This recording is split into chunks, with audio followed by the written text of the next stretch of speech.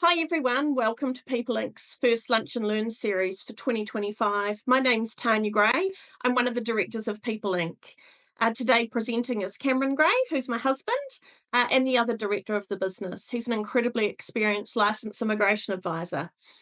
Cameron's passionate about helping individuals and businesses with all things immigration and makes the complicated world of immigration simple. There's been nothing but change coming from Immigration New Zealand since the borders opened. For business owners, 2024 was a challenge, and for many, just when we thought things had settled down with the changes, they've begun again. It's so hard to stay on top of these if you aren't amongst it every day. So, having a team of experts partnering with you and guiding you is the safest way to avoid making mistakes, losing money, losing time, and potentially not having the best possible outcome for your business and, more importantly, your workers. The feedback from our clients has been that they know that they can count on us to stay on top of this with them so they can focus on their businesses. Can you change slides, please? Done.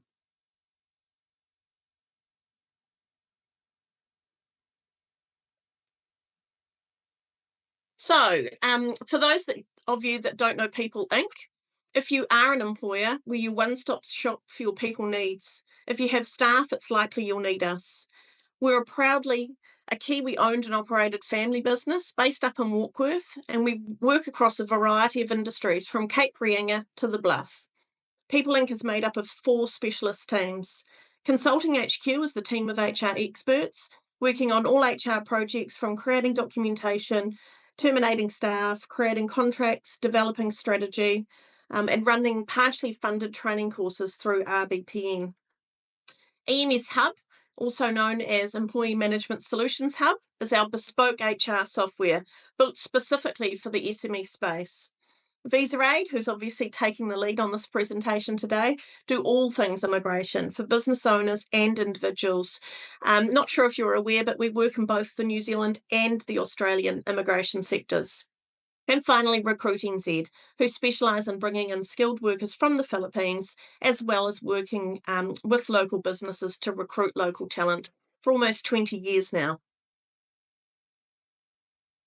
So we've got an agenda that we're going to work through today. And I'll just quickly pop slides over. So we're going to have a recap on the changes so far, the median wage changes, other changes that are on the books for 2025 and some that have already just come through. We're also going to talk about staying on top of migrant recruitment. We've got some questions from participants that we're going to try and get through as many as possible before we close off. So Cameron, do you want me to hand over to you now and you can take the lead? Yeah, let's get into the good stuff. Hello, everybody.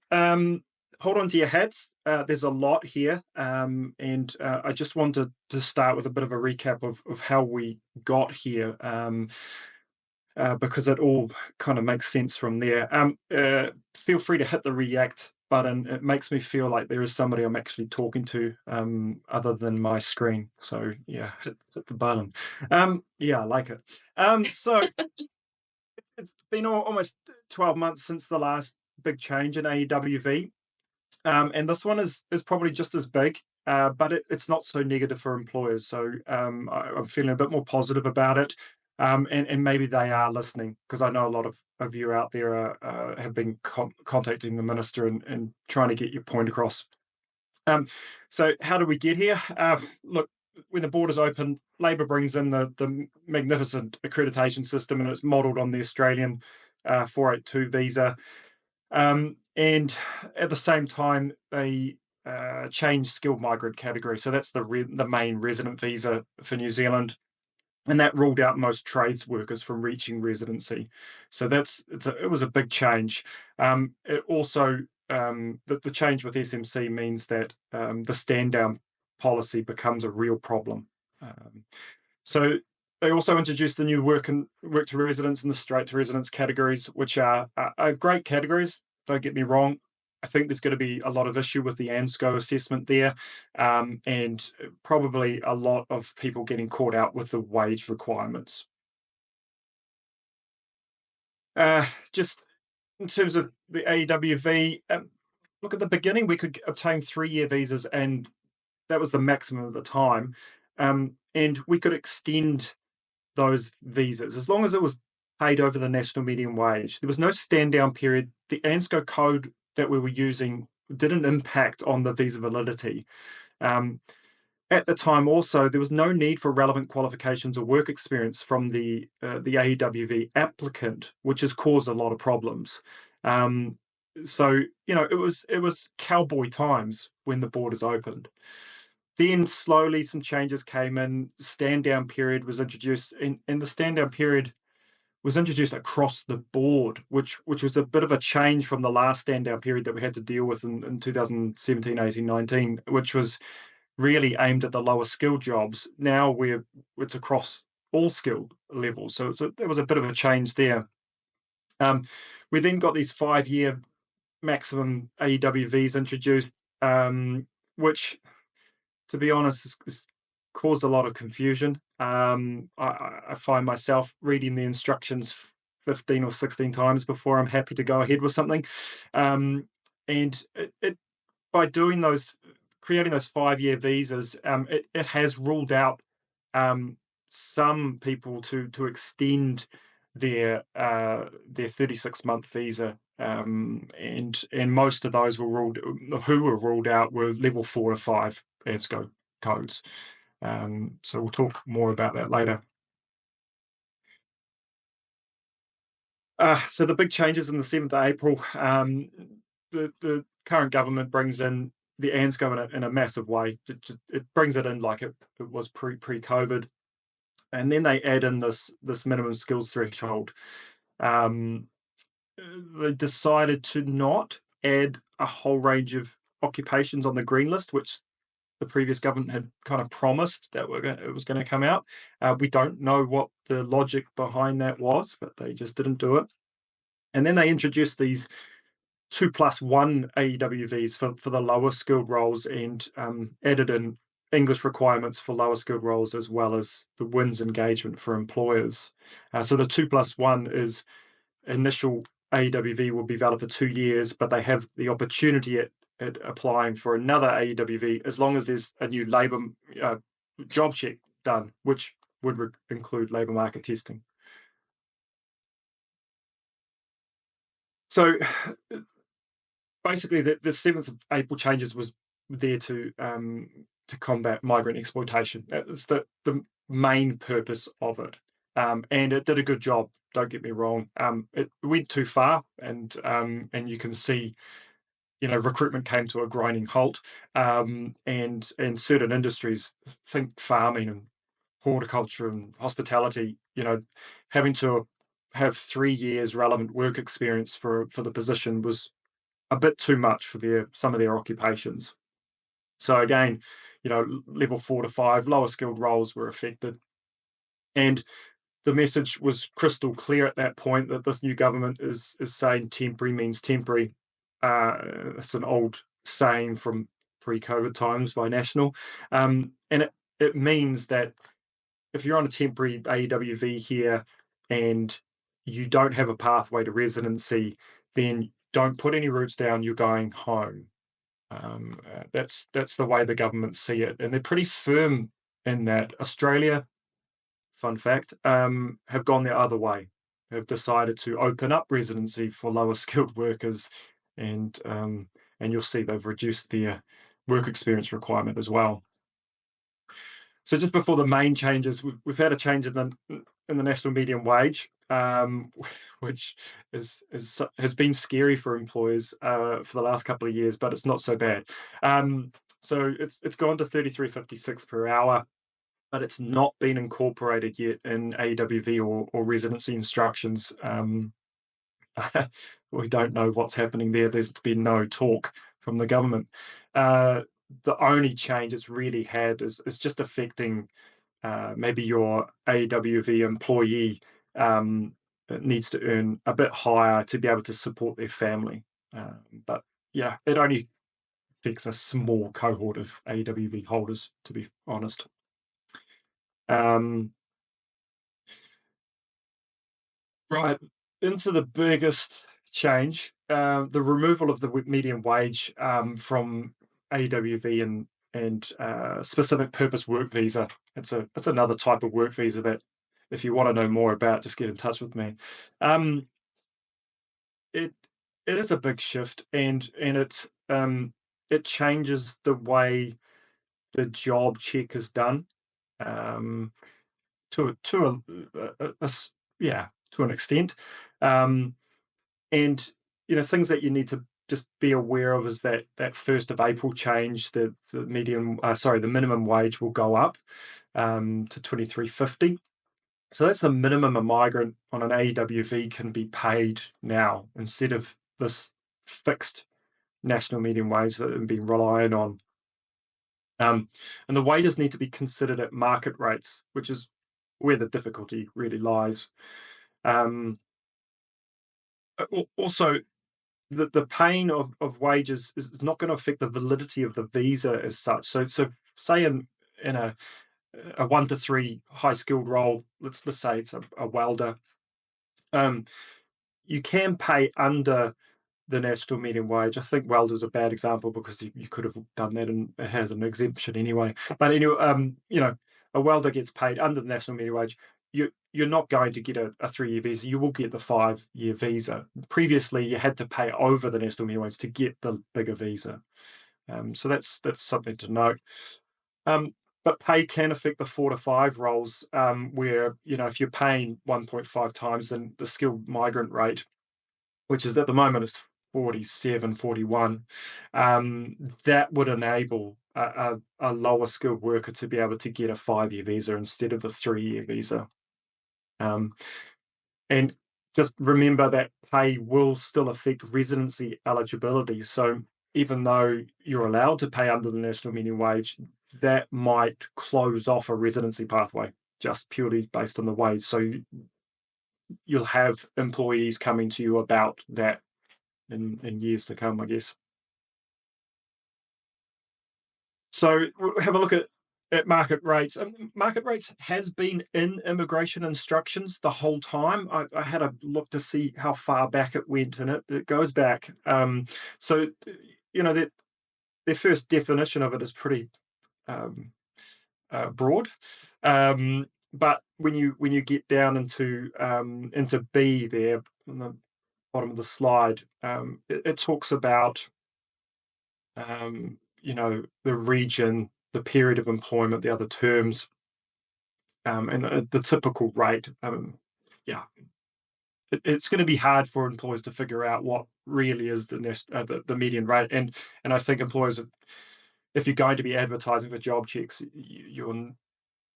I would be really reluctant to add a wage rate on there that is exact, like $30 an hour. I think you need a bit more flexibility there and provide a band to have the ability to move there for other reasons as well. So anyway,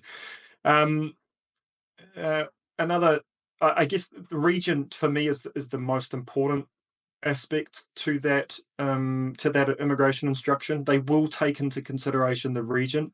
It's something that I wouldn't. Yeah, I'll talk about on the next slide, but it's just you've got to be very careful with that because our salary guides aren't broken down into regions. As far as I'm aware, I've had a look at a few. So if you find a salary guide in New Zealand that's broken down into regions, I want to see it. Please send it to me. And I guess another important note, that training and experience required for the position.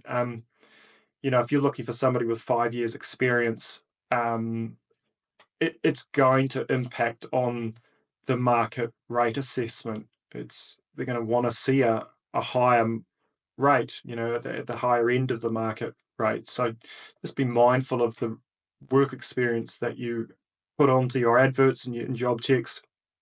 It could have an impact on that. So yeah, just looking at the region, it's something if you're going to use a lower market rate, or that you can see clearly it's a bit lower than what adverts are being advertised, or the position is being advertised on Trade Me or Seek, and you're going to apply a lower rate, you've got to have, and it's going to be based on region, you're going to have a good argument.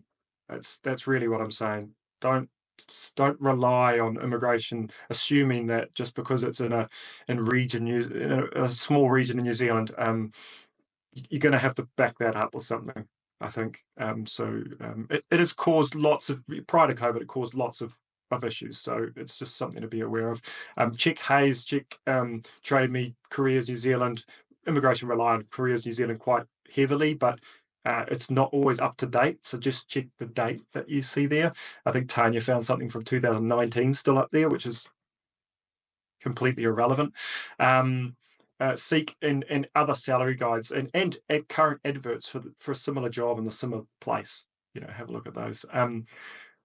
The real risk here is if you advertise a rate that is not considered market rate, so maybe it's too low for market rates.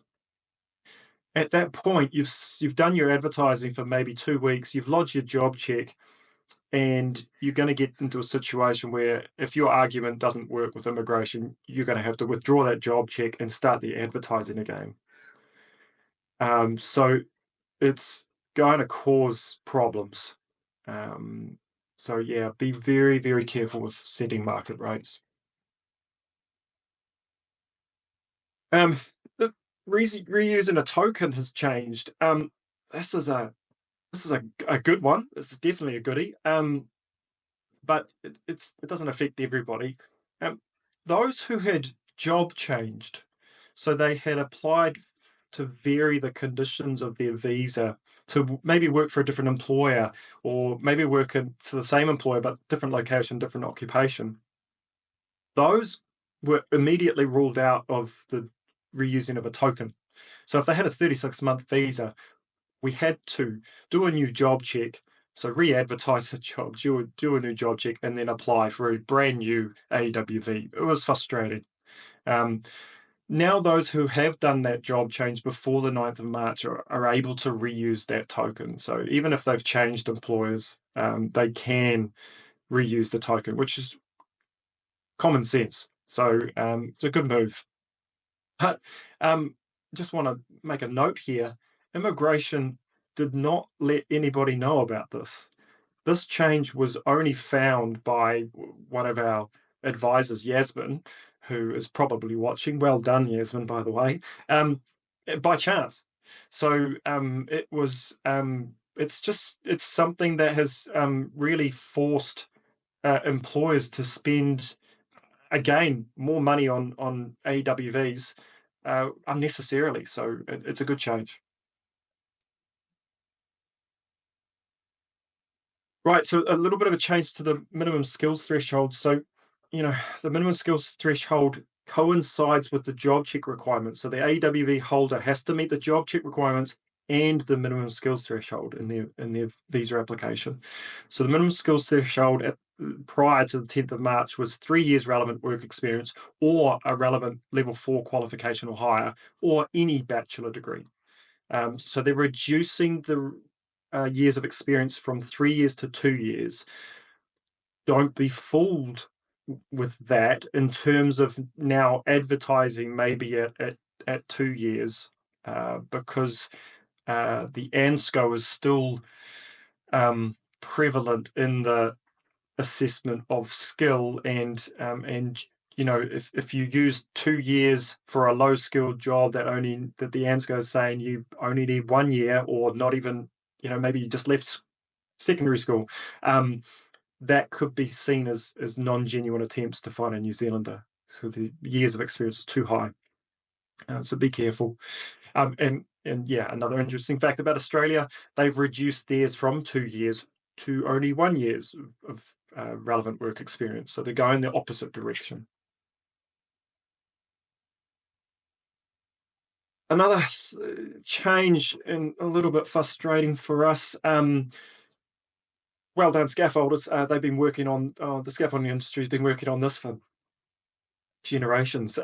They finally got scaffolder up to ANSCO 3, well deserved. So there's a list of occupations there now. So check those out.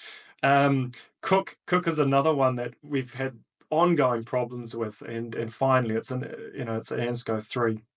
So it aligns closer with chef, and you don't have those issues of, is it a chef or is it a cook? But it's a big but. This doesn't mean that they can be used in residency as a skilled occupation.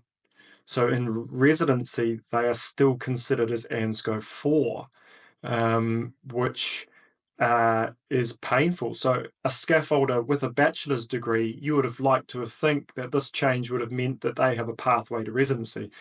No, they don't, because they still need this 47-41 pay rate. And so it's going to catch people out for sure, and it caught us by surprise, and I think a lot of the industry, because they've been talking about it big time. So just on the other changes, they're a little bit more minor changes, not really going to affect you too much. But sector agreements are gone, so it's a good thing. It confused the living daylights out of me. Then you've got work and income.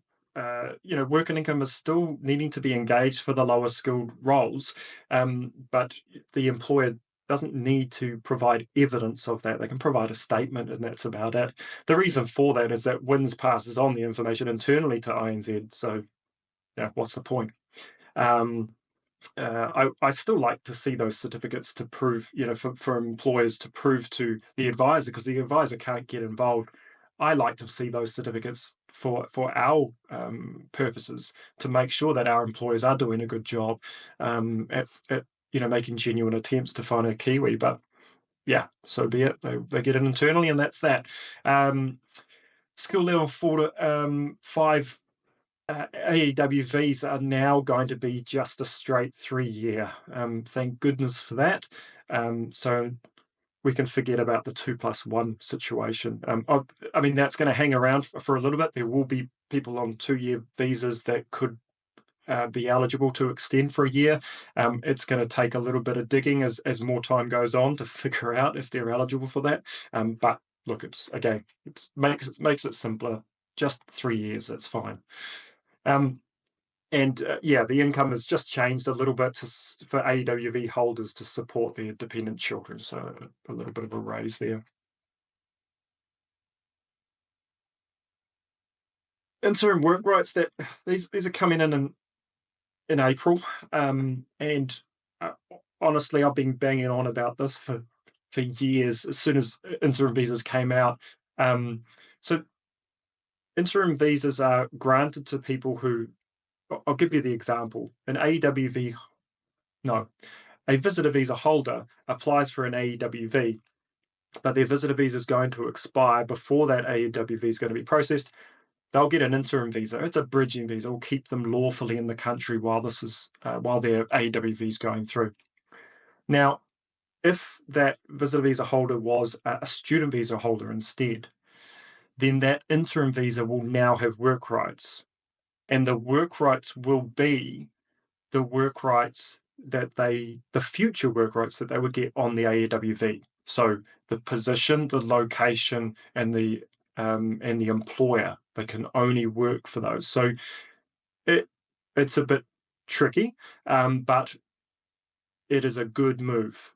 Somebody coming from a working holiday, an open work visa, who is going to go onto an AEWV with the same employer, usually they don't have work rights on the interim visa, and that is just unbelievably frustrating.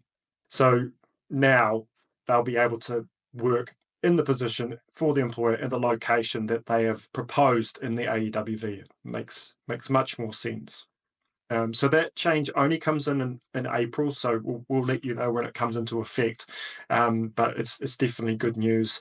The other little thing there is that time that worker spent on that interim visa would count towards the total maximum stay period. So that's sneaky. You could be on an interim for up to 6 months. So yeah, they are going to count that. So be careful well, it's hard to be careful about that because you just won't see it. It will be something that an advisor would have to look at and calculate. So yeah, planning to stay on top of it. Well, you know, it's it's difficult. I guess if you've got 36-month visa holders or 24-month visa holders employed at the moment, firstly, I'd say check out our last webinar. We've got a recording of it. We can share it with you. Just contact us. We go into a little bit more in depth of the tools we're using to get these guys up to a 5-year visa. In short, we've got to check whether they're eligible to reuse the token. That's the first thing. If they're not, we're looking at whether they can apply for a new AEWV. So that means get a new job check done, get new advertising done usually, and apply in their current role. The reason we would do that is where the ANSCO code that was used in the original job check is maybe not the best one to use. Maybe we used a level 4 occupation, a skill level 4 occupation ANSCO in there, and that was at the time when the ANSCO wasn't really relevant.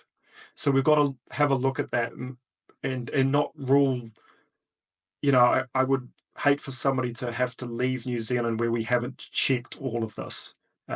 So they could be eligible to do something like that. We also look at doing new job checks and new advertising for a new position in the business. And we'll talk a little bit more about that, I think, on the next slide. But if none of that is available, we're checking residency options. Have a look and see if there is a pathway to residency. And if we're exhausted in all of that, then we're looking at whether their partner has an option. So if they've got their partner here, can they become the principal applicant, as in the AEWV holder, and then your employee becomes a partner visa, and that might extend their stay by up to 5 years. Great.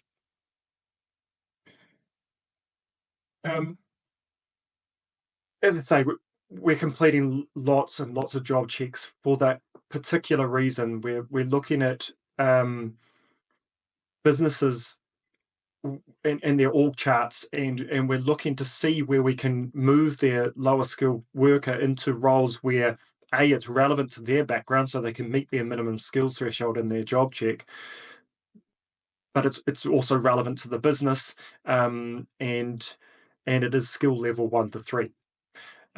So we're doing a lot of that. That's our main focus at the moment. If we can't find a position in the business that's going to work, we could be in a position where we need to recruit, and the sooner the better.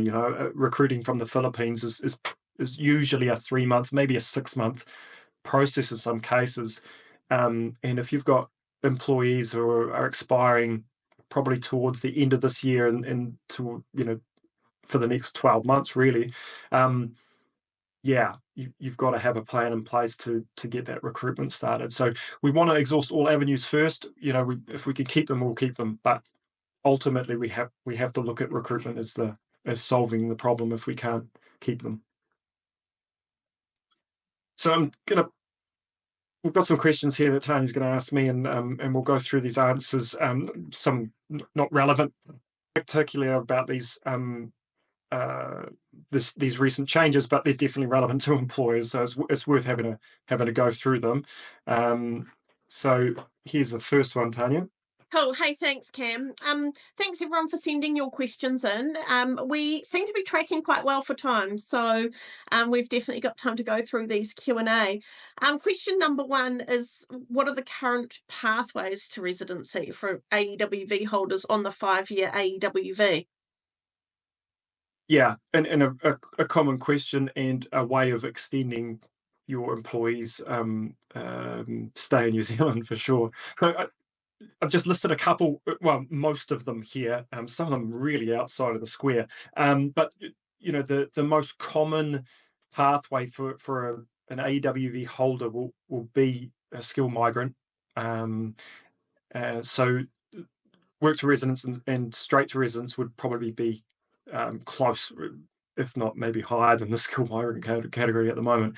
But those are the main options there. So skilled migrant, it's going to need skilled employment that's paid over the national median wage. It's ANZ 1 to 3. They have to be suitably qualified for that position, which might require, say, 3 to 5 years of work experience or a relevant qualification. So firstly, skilled employment.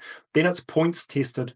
And so you're going to get 3 to 6 points for either occupation registration, high pay, so something over 1.5 times the national median wage, or the SMC national median wage, or it's a bachelor degree or higher qualification. So you think about trades, they're not likely to hold the bachelor. They can't get occupation registration, so they're relying on high pay for the first 3 points. If they can't get that, they're out. They don't meet skilled migration. So that's why trades are gone from skilled migration. The next 3 points that they get is only from New Zealand skilled work experience. So they're the skilled work experience means that it's paid over the national median wage and it's ANZ 1 to 3. If it's paid at 47, 41, then it can be a lower skilled role.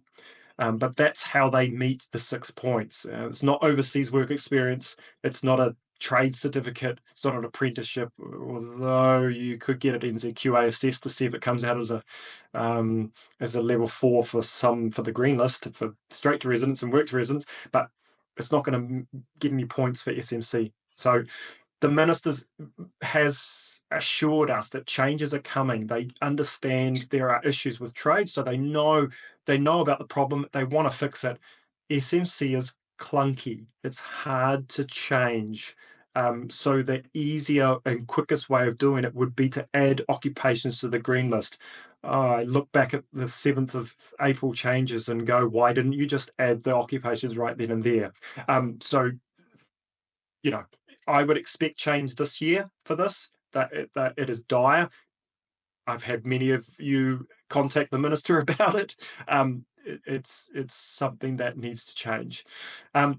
The work to residence and straight to residence pathways, as I say, are really good, but they're occupation based. So there's an occupation list, the green list, and most of the requirements are about pay, qualification, or occupation registration.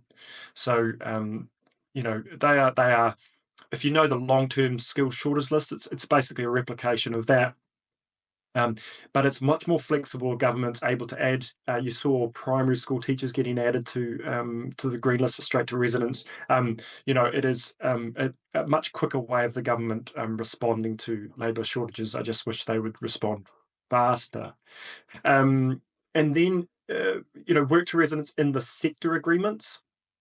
We've got care workforce and transport. They have pathways through to residency as well. For certain occupations there. Really outside the box, employee of a relocating business, I don't think you're ever going to see that. It's all about a new business coming into New Zealand and bringing employees over to start that business. They've got a pathway to residency. But one that you might be interested in is entrepreneur. Now, entrepreneur is it's a work visa. It's a 3-year work visa that can lead to residency. It is a horrible category and it's broken. That's the only way to put it. So it has its drawbacks. It's expensive. It requires a 100K investment, and that doesn't even get you points. It is based on points as well. It's a very, very difficult visa to obtain. And then once they've got that visa, then they have got 3 years to get to residency, and that means they have to meet their requirements that they've had in their they've mentioned in their business plan. So it is quite a difficult visa category. But the thinking behind it when I put it on there was, imagine if they were to contract back to you. So they start their business and contract back. Yeah, magical times. But the reality is It's not going to happen. There's a couple of other resident categories, investor and things like that. But as I say, skilled migrant, first port of call, check that out. Then green list, straight to residence, work to residence. Have a look at those. Cool, thank you. Okay, so more changes to come, folks. Next question is around the changing of the conditions on an AEWV, which we get asked a lot. And the question is there a change from one employer to is the change from one employer to another possible, even if the visa's bound to one employer? We get asked that a lot. Yeah, it's a really popular question, actually. Mm. And I'm going to say yes. So it is possible. It requires a job change request. It's not a visa application, but it's a request. And that it's also known as a variation of conditions, right? You've got an AEWV, you want to change their location from Auckland to Wellington. You do a job check, your labour market test Wellington, and then they can apply for a job change to then move to Wellington. And they can't make that move until the job changes through. I just want to kind of reinforce that. The next question is relevant to this as well. So you can use a job change request to change the location, occupation, or employer. So it is possible. They are pretty quick to obtain if there's a job check already done. So if you have an employee who's applied for a job change to work for another company, they might get that in a couple of weeks. And then you'll see their resignation. And it's lawful for them to work out their resignation period with you, even though they have a new visa. So that's kind of covered. But yeah, it is easy to. I can't say it's easy. It is possible to change employers and location and occupation. Cool. So also around variation of conditions, the question is, how do you manage this for promotions? If we need to advertise, we risk our migrants not being selected and unable to progress in their role. Yeah. And just, sorry, I forgot to add that immigration have got some new instructions about a restructure. So say a business has gone through, maybe it turns into a group, and its old entity is closed, and that's where the worker was, and now the worker wants to be employed by the group. That might not require a job check. So just check with us about that, because it might save you a bit of time and money. This one for promotions is actually quite tricky, and I'm going to say it depends on the circumstances. I try to give you an example there. So if the occupation is to change, it's a new job check straight away. It has to be labour market tested, because a New Zealander has to have the first go at that job. So you must do that. If the job is a change from a, I give the example of a welder again. If they went from just a welder to a team leader, but they're a team leader welder, their job description didn't change, it's got a higher pay. It's not really, as I see it, it's not really a change of occupation. Didn't change their job description. So their ANSCO code remains the same. Did a New Zealander miss out on that? Yep, they did. So I think in that case, you're best to refer it to immigration, let them know, and get their feedback in writing. Don't call them on the phone, get it in writing, and have somebody at least say, yes, that's okay, or no, that's not. We will do that from time to time, just so we've got it in writing for employers. So it is a good thing to do. When somebody is going to, when you're promoting somebody, or you are trying to renew a worker's visa or something like that, as soon as you do a labour market testing, you are trying to replace that worker. And I think employers need to understand that when they're doing job changes and things like that, is that you are looking for Kiwis to replace that migrant worker. If you find a suitable Kiwi to do that job, you are obligated to employ that Kiwi. The migrant worker then would need to go through a process. It's not see you later. It is a process. You must go through a process. So just be mindful of that when you do labour market testing. It's not a sham. You are literally trying to find a New Zealander for that job, and we're really passionate about that. Our first goal is to find Kiwis for your positions. So just keep that in mind. Just before we leave as well, I want to just chuck in, if you do have a working holiday employee with you, can you please make sure they're on a casual employment agreement or fixed term? They can't take up permanent employment. Just make that real crystal clear. Thank you, Cam. Hey, so that's the end of our questions for today, and our answers. Thank you, everyone that sent through those and taking the time out of your day to be with us, to go through these changes. I guess one thing is for sure that there's certainly been a lot of changes. There's more ahead, and having somebody like Cameron and the team within People Inc. that are experts in immigration, who you need to have on board beside you through every step of this way. It's not easy to navigate through immigration, that's for sure. So look, we'd like to thank you all for being here today. Hopefully this has been helpful. I'm sure it has. I know I'm incredibly confused about immigration, and I work in the office with the team day in and day out. So if anybody's got any questions, anybody is still confused about anything, drop us a line. We're here to help. Thanks so much for taking the time out of your day, and have a good afternoon. Thanks, everyone.